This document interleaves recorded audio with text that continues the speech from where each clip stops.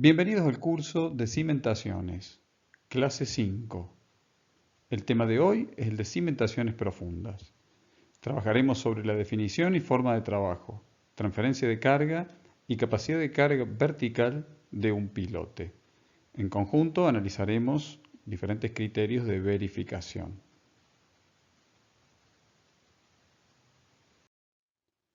Una definición geométrica de una cimentación profunda podemos referirnos a que su longitud es considerablemente superior al diámetro de la superficie de apoyo. Ahora, ¿cuánto superior? ¿A partir de cuánto podemos llegar a considerarla a la misma como una cimentación profunda?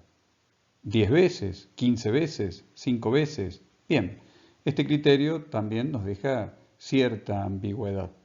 En cuanto a la forma de trabajo, se las suele denominar cimentaciones indirectas. Y aquí ya el criterio se centra en el mecanismo a través del cual la cimentación transfiere la carga al suelo. Podemos observar en este diagrama que a diferencia de una cimentación superficial, en una cimentación superficial tenemos nosotros la transferencia de la carga exclusivamente a través de lo que aquí tenemos indicado como Q sub P o capacidad de la punta. Todo se transfiere a través de la superficie. En esta cimentación profunda, observamos nosotros, además de esa Q sub P, una cantidad Q sub F, que es lo que transfiere la cimentación a través de interacción entre el elemento, el fuste de esa cimentación y el suelo que lo rodea. Esa interacción por fuste, por fricción, es lo que distingue en su forma de trabajo de una cimentación superficial. Con respecto a la tecnología constructiva, hay dos formas principales de ejecutar una cimentación profunda. Esas dos formas se dividen en excavadas e hincadas. Cuando hablamos de una cimentación profunda excavada, significa que se ha efectuado por algún mecanismo una perforación en el terreno y posteriormente se ha colado allí el hormigón, se ha materializado el pilote de hormigón armado in situ en el lugar. Cuando nos referimos a una cimentación hincada, en realidad no hay una excavación, sino que el suelo es desplazado mediante la inserción de un elemento estructural prefabricado o de un material diferente al hormigón, como puede ser acero o madera, y de esta forma se materializa la cimentación a través de un proceso de hinca. La diferencia principal la tenemos en lo que le ha ocurrido al suelo durante el proceso constructivo. Mientras que en la excavación, en la fundación excavada, se ha efectuado una perforación, se ha quitado el suelo y después se incorporó el elemento estructural, en el caso de la cimentación hincada se ha efectuado un desplazamiento del suelo que estaba en el lugar y así ingresó por penetración ese nuevo elemento que constituye la cimentación. Entonces, eso es importante porque va a afectar directamente en lo que hace a la capacidad de carga del mismo. Más allá de que el mecanismo podemos simbolizarlo a través de ese diagrama para las dos situaciones.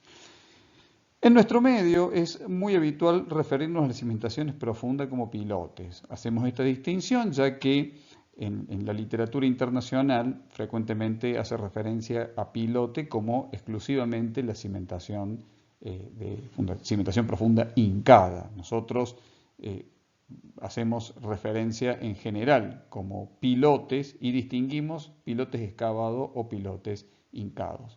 Si bien es una cuestión de definición, de uso de la palabra, es importante tenerlo presente ya que es lo que habitualmente utilizamos en nuestro lenguaje local. Bien, analicemos el mecanismo de transferencia de carga de un pilote.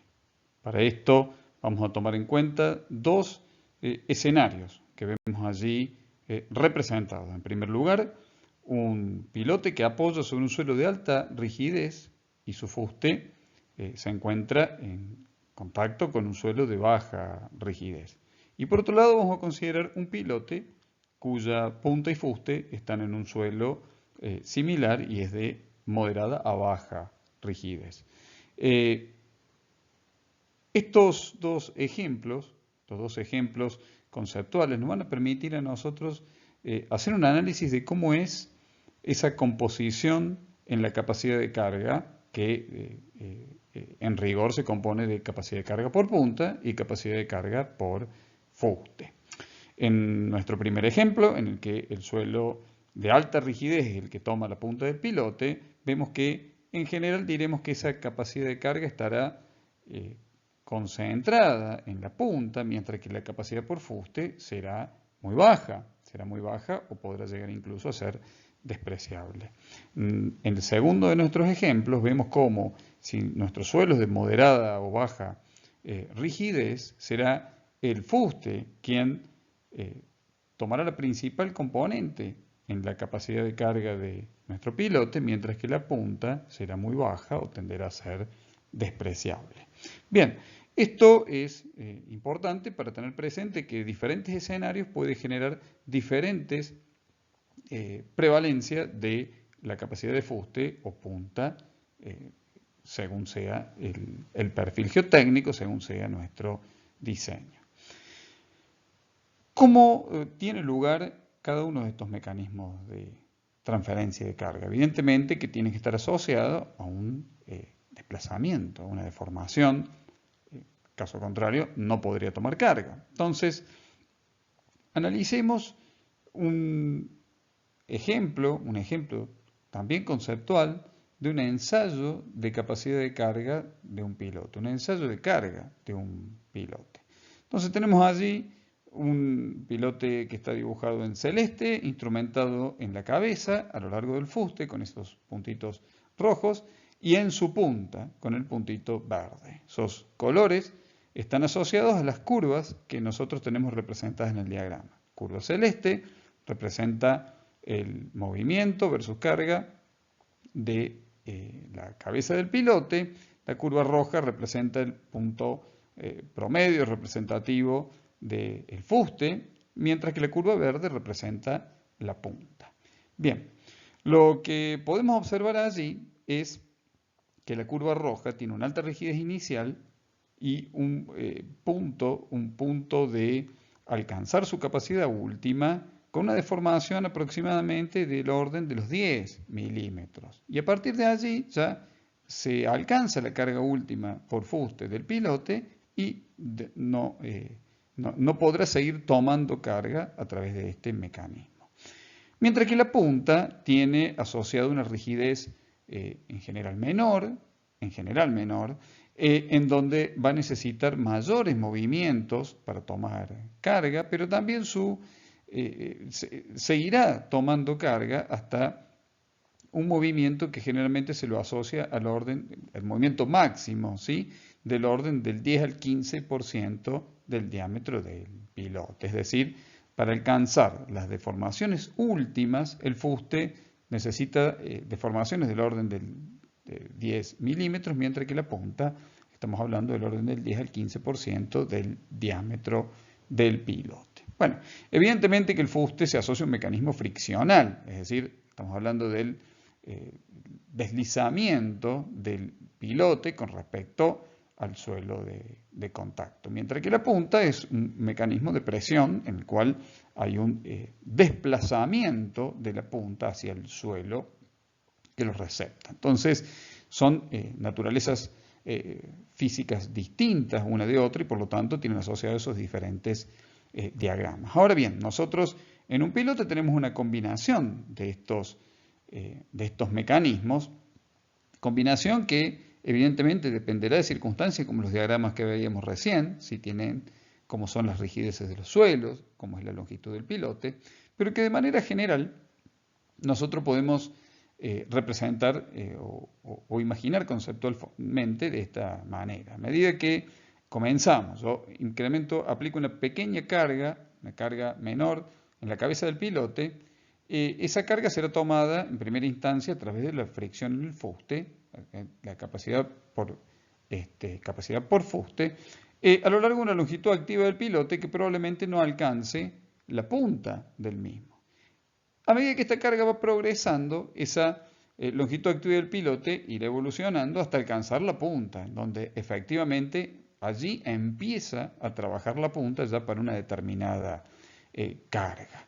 Luego de que el pilote venza su capacidad por fuste, a partir de allí cada incremento de carga será tomado ya de manera exclusiva por la punta. Entonces, esto es importante debido a que, bueno, en primera instancia tendremos una capacidad activada a través del fuste y finalmente tendremos una capacidad limitada a través de lo que la punta se permita que la misma se deforme o tenga como movimiento. Entonces, en esta compleja combinación de este análisis es que surgirá la determinación de la capacidad de carga del pilote en virtud de lo que la cabeza del pilote, ese punto celeste, pueda desplazarse, porque eso es lo que determinará, al fin y al cabo, el asentamiento al que nosotros nos referimos con respecto al pilote en sí. Tenemos aquí la formulación y un pilote, en este caso excavado, con campana, un ensanche de campana. Posteriormente vamos a analizar un poco más en detalle las diferentes tecnologías constructivas que tenemos y vamos a hacer un particular detalle en el análisis de la disponibilidad local. Entonces, ese pilote que tenemos allí a compresión, que denominamos Q última, compone su capacidad a través de la punta y el fuste, ¿sí? Por eso Q sub PU, Q más FU, capacidad por punta y por fuste, el área de la punta por la capacidad unitaria, la sumatoria de las áreas de los fustes, las áreas activas, que va atravesando diferentes estratos y cada uno de ellos tendrá asociada una capacidad por fuste unitaria. Entonces tengo una capacidad por punto unitaria y una capacidad de fuste unitaria. Esas capacidades unitarias son las que determinamos a través de la geotecnia. A través del análisis geotécnico es como definimos esas capacidades unitarias, que después se traducen en capacidad de carga en función de la configuración geométrica que el pilote tenga. ¿Cómo asignamos un factor de seguridad? ¿Cómo establecemos eso? Bueno, hay dos posibilidades, hay dos filosofías de llevarse adelante. Una es con un factor de seguridad global que contemple tanto punta como fuste y otra es con factores de seguridad diferenciados. Y ahí vamos a diferenciar la punta y el fuste con factores que tendremos. Para la punta, valores mayores que en el caso del fuste, que habitualmente se adoptan valores más pequeños de factor de seguridad. Si un pilote es a tracción, está sometido a tracción, tenemos nosotros una expresión que ahora ya no tiene en cuenta la capacidad de carga por punta, en virtud de que el trabajo, hay diferentes mecanismos que puede tomar un pilote de tracción, diferentes mecanismos de falla.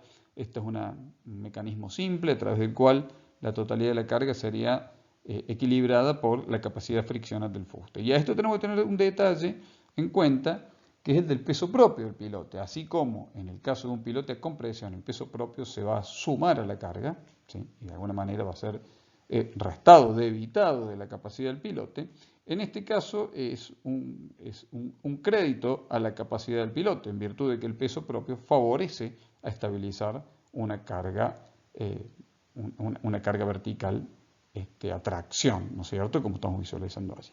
Y aquí tendremos también nuestro factor de seguridad asociado.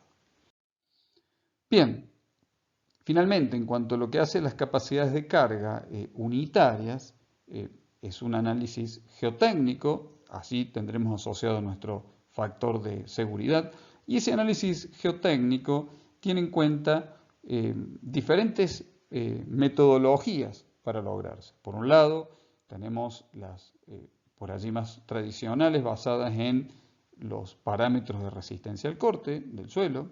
Después podemos adoptar también aquellas que son inferidas a través de ensayos de penetración dinámica, como tenemos señalados allí, o también a través de fórmulas dinámicas, que generalmente aplicadas también para pilotes hincados. En cada uno de los casos tendrá asociado el correspondiente factor de seguridad. Muy bien, esto ha sido todo. Con esto hemos tenido una introducción al tema de cimentaciones profundas que deberá ser tratado con mayor detalle en la bibliografía de referencia. En nuestras próximas clases haremos mención a métodos constructivos y otros temas más vinculados a este sistema de cimentaciones profundas. Muchas gracias y hasta la próxima.